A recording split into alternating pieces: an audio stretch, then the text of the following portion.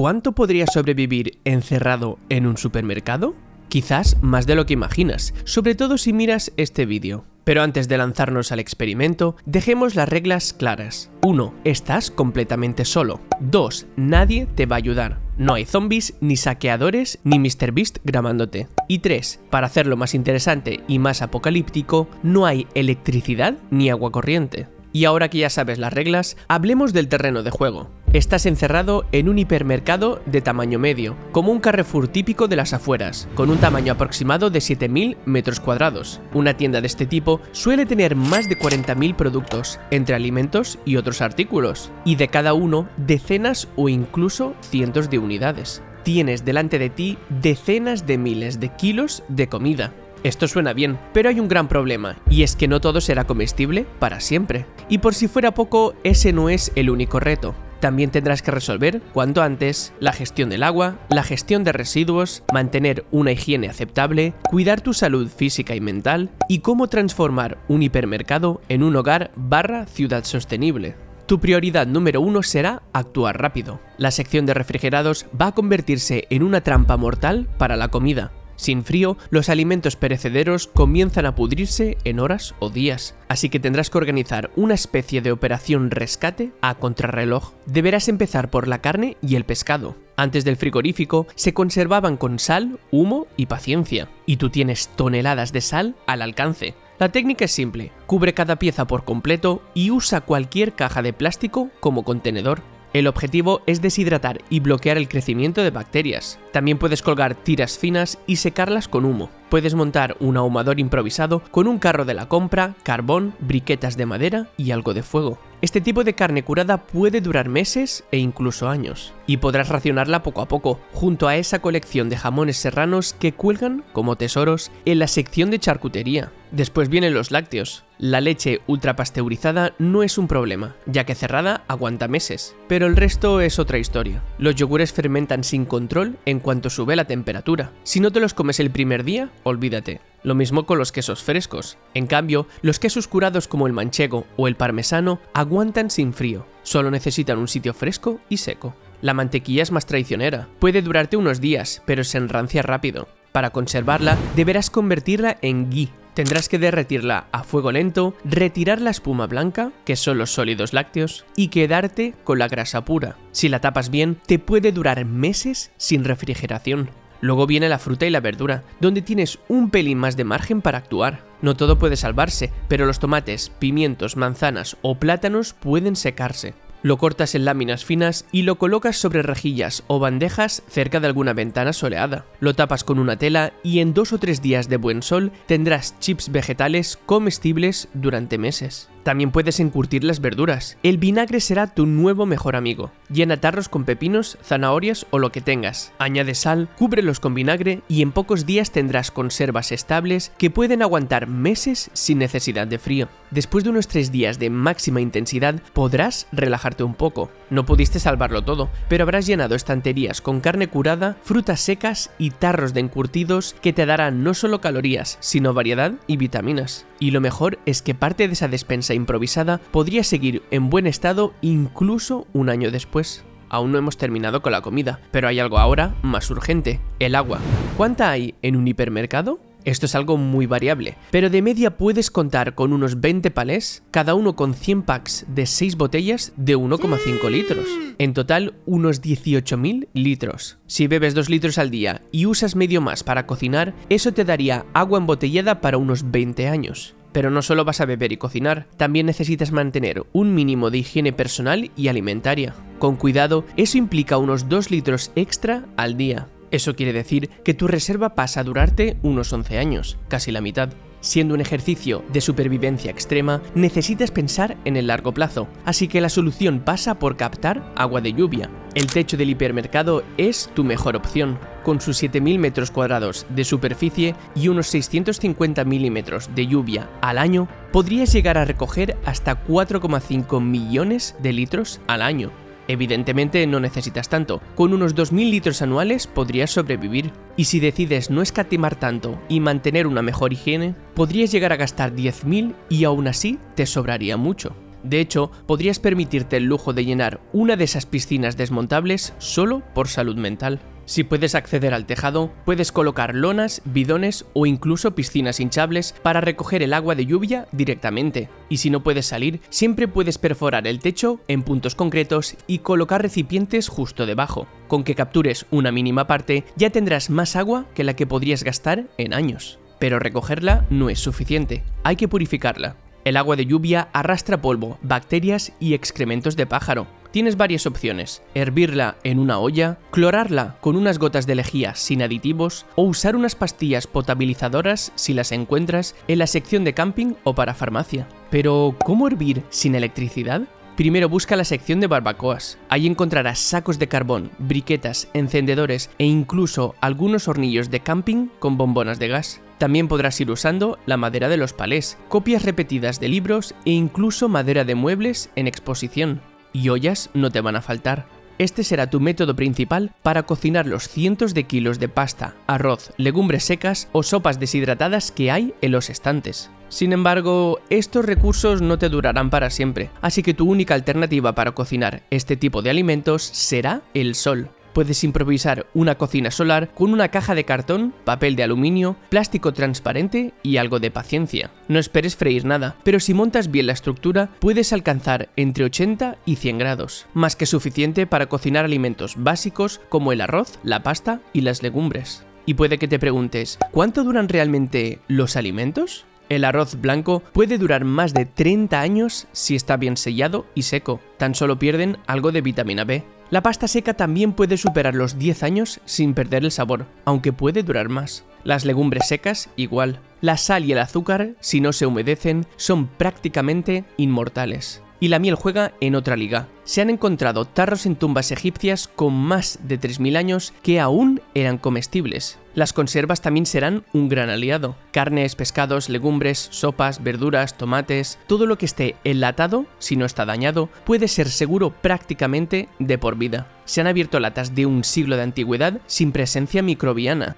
Y aunque las vitaminas se degraden, el color se apague y las texturas puedan volverse cuestionables, lo cierto es que las calorías y proteínas seguirán ahí. Incluso si las legumbres están en cristal, seguirán durando bastante, aproximadamente unos 10 años, y es que la luz degrada la calidad y las vitaminas como la A, B2 y C. También hay otros productos envasados que te pueden salvar durante años. La leche en polvo dura más de 20, los sobres de sopa deshidratada unos 10, las barritas energéticas cerca de 5 y los aceites vegetales cerrados aguantan entre 2 y 3 años antes de volverse rancios, que no es tóxico, pero sí asqueroso. Incluso cosas inesperadas como refrescos o bebidas energéticas pueden ser útiles. Perderán gas y algo de sabor, pero mientras el envase siga cerrado, seguirán siendo bebibles durante años. En conjunto, entre conservas, alimentos secos y productos envasados, tienes comida y calorías de sobra para sobrevivir durante mucho tiempo. Si estimamos unas 40.000 latas comestibles, con una media de 300 kilocalorías por unidad,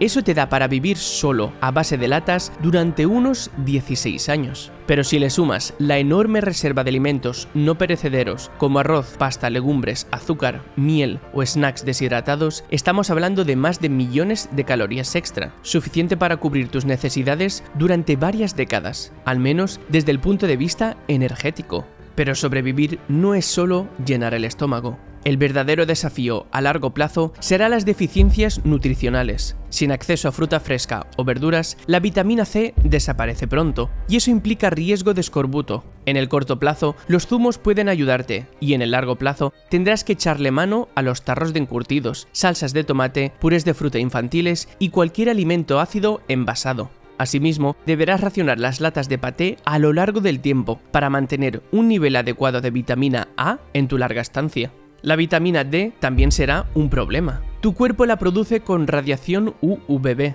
pero los cristales del hipermercado bloquean el 97% de esa luz. En verano podrías sintetizar lo necesario si te expones completamente desnudo bajo un rayo directo durante hora y media. Pero en invierno, incluso a pleno sol, la radiación es tan baja que no sirve de nada. Lo ideal sería abrir una ventana o hacer un agujero en el techo. ¿Y si no puedes? Toca tirar de reservas enlatadas, salmón, sardinas, caballa o hígado de bacalao, todos cargados de vitamina D y con décadas de vida útil.